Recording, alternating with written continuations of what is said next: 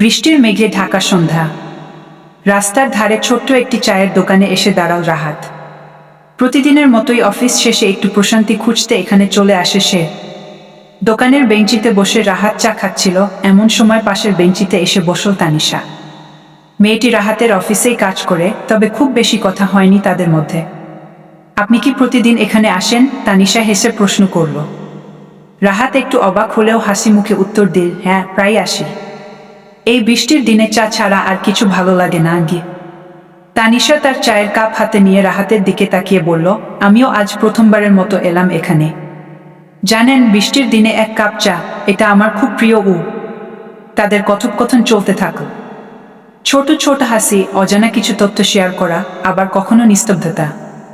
তানিশার চোখের গভীরে রাহাত দেখছিল এক অদ্ভুত নির্ভরতা, যেন তার নিজের কথাগুলোও সে পড়ে ফেলতে পারছে।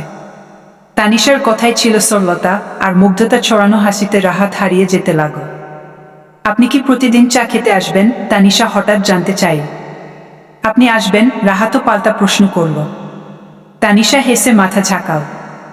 হ্যাঁ, যদি আপনি থাকেন তাহলে অবশ্যই আসব। রাহাত বুঝল, আজকের এই ছোট্ট চায়ের আড্ডা হয়তো আরও অনেক গল্পের শুরু। সেদিন থেকে প্রতিদিন কাজ শেষে তারা দুজন একসাথে এই চায়ের দোকানে আসতে লাগল।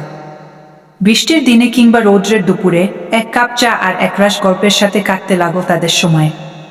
অবশেষে একদিন চায়ের কাপ হাতে নিয়ে রাহাত বলল, আমাদের এই চায়ের আড্ডাটা যেন কোনো দিন শেষ না হয়। তানিশা তার চায়ের কাপে আলতো করে চুমুক দিল, তারপর বলল, আমিও তাই চাই রাহাত। একসাথে এভাবেই চা খেতে খেতে আমরা বুড়ো হয়ে যাব, কেমন? রাহাতের চোখে আনন্দের ঝিলিক ফুটে উঠল। দুজনের ঠোঁটের কোণে ছোট্ট হাসি, আর চায়ের ধোঁয়ার মাঝে হারিয়ে যাওয়া সেই প্রতিজ্ঞা তাদের ছোট্ট ভালোবাসার গল্পের সার্থকতা খুঁজে পেল।